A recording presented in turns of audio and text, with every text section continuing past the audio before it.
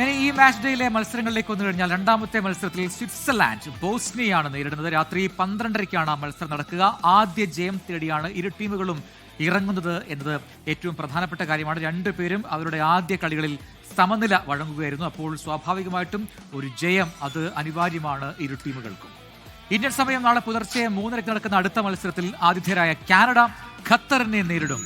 വാൻകോവർ സ്റ്റേഡിയത്തിലാണ് മത്സരം നടക്കുക. ഇരുവരും ആദ്യ ജയം മോഹിച്ചാണ് കളത്തിലെത്തുന്നത്. മാത്രമല്ല രണ്ട് ടീമുകളും അവരുടെ ആദ്യ കളികളിൽ സമനിലയിൽ കുരുങ്ങുകയും ചെയ്തിരുന്നു. പക്ഷേ നമ്മളെല്ലാം പ്രതീക്ഷിക്കുന്നത് മലയാളി താരം തഹ്സീൻ മുഹമ്മദ് ലോകകപ്പ് അരങ്ങേറ്റത്തിന് ഇറങ്ങുമോ എന്നതാണ്. എന്തായാലും ആ പ്രതീക്ഷ വാനോളം ഉയർന്നിട്ടുണ്ട്. ഇനി ഈ മാച്ച് ഡേയിലെ 4ാം മത്സരം മെക്സിക്കോയും ദക്ഷിണ കൊറിയയും തമ്മിലാണ്. ഇന്ത്യൻ സമയം നാളെ രാവിലെ 6:30-ക്കാണ് മത്സരം നടക്കുക.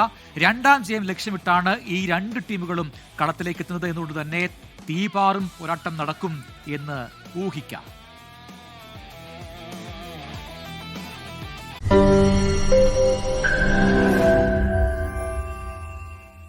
ലോകത്തെവിടെയായാലും ഏത് സമയത്തും 24 വാർത്തകളും ഓഗ്മെന്റഡ് റിയാലിറ്റി പാക്കേജുകളും എക്സ്പ്ലെയിനറുകളും വിശദമായി കാണാൻ ഞങ്ങളുടെ യൂട്യൂബ് ചാനൽ നിങ്ങൾക്ക് സബ്സ്ക്രൈബ് ചെയ്യാം.